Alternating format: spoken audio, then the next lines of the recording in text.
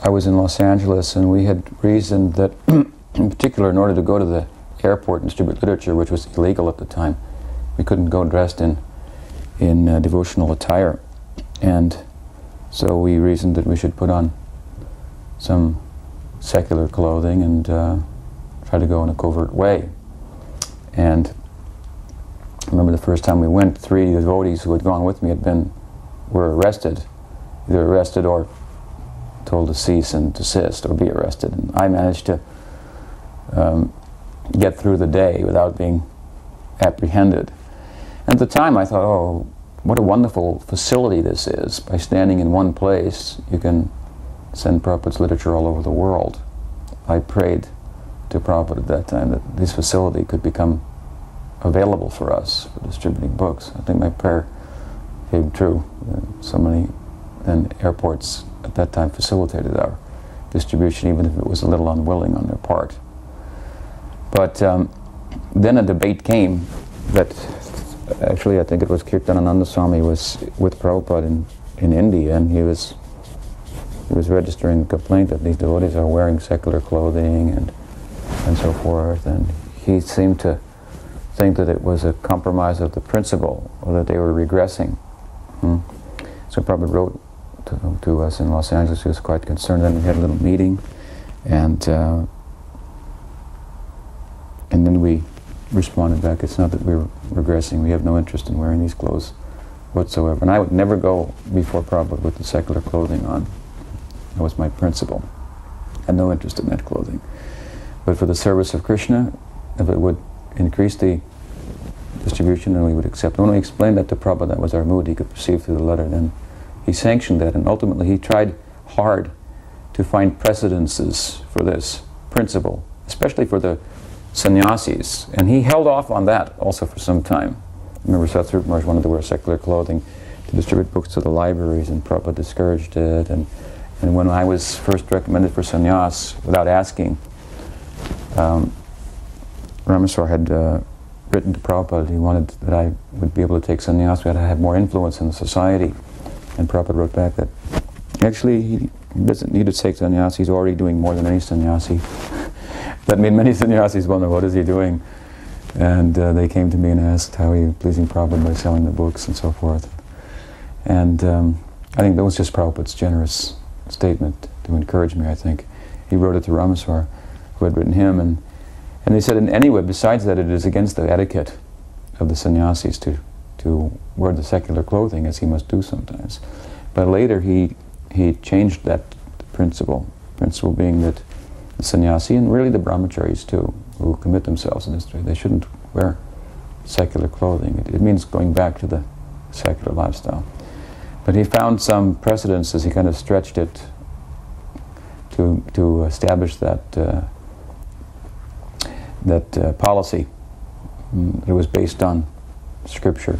I think he cited Narada Muni preaching in a covert way to Prahlad while he was in the womb, and in Chaitanya Charitamrita also something in regards to Prataparudra Maharaj changed his clothes in order to get the association of Mahaprabhu. And he changed from secular dress to devotional dress to get Mahaprabhu's association while he was a king. So, as I say, it's kind of stretching it, but the real principle, of course, is for the sannyasi is to do the needful for preaching.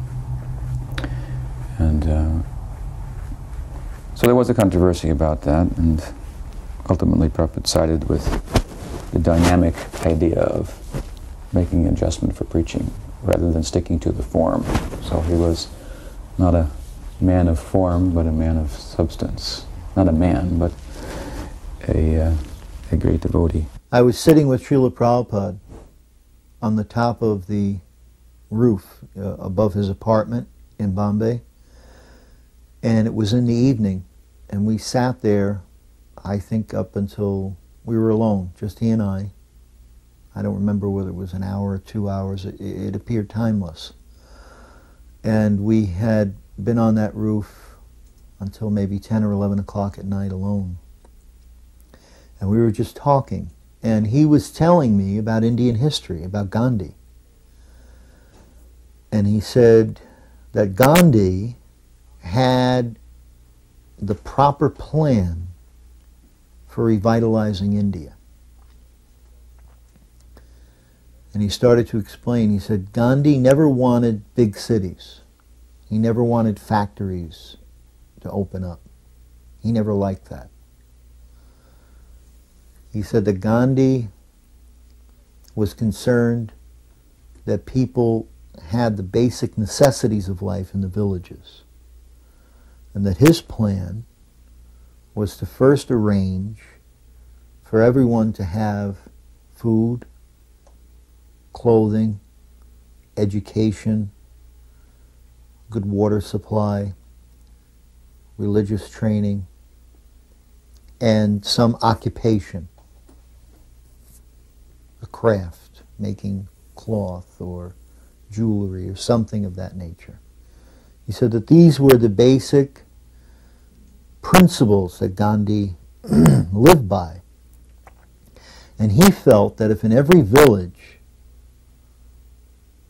the basic needs of the people were met through the simple self-sufficient principles, that then later on, if they wanted to develop some factories here and there, that could be done. He said, but he said, Sardar Patel and Nehru, they betrayed him. That was his opinion, that was his vision of it.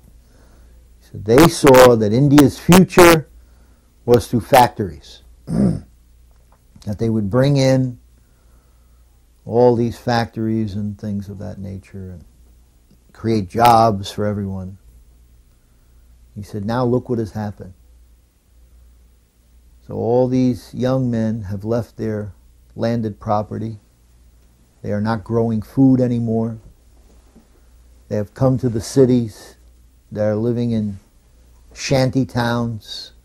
They are living in squalor, working in the factory for only a few rupees, not making enough money even for a living. He said they've spoiled everything.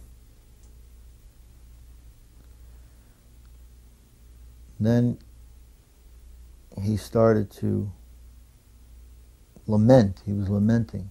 He said, India's become spoiled by all of this Western civilization. He said, Gandhi wanted simple life. He said, that is the real way. He said, just self-sufficient life. He said, Chittaranjan Das, he also wanted.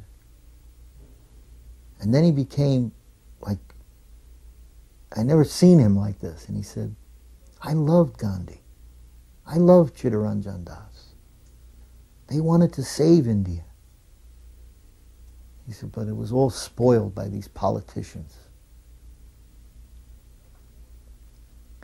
And then the next morning, we were on the morning walk. And we were walking down the beach. And I was on one side of Srila Prabhupada. And usually when some people would come to enter into the march down the beach, Prabhupada would turn to them as a respect, and he would bow and offer his respect like this, like that. Prabhupada was always the gentleman, the perfect gentleman.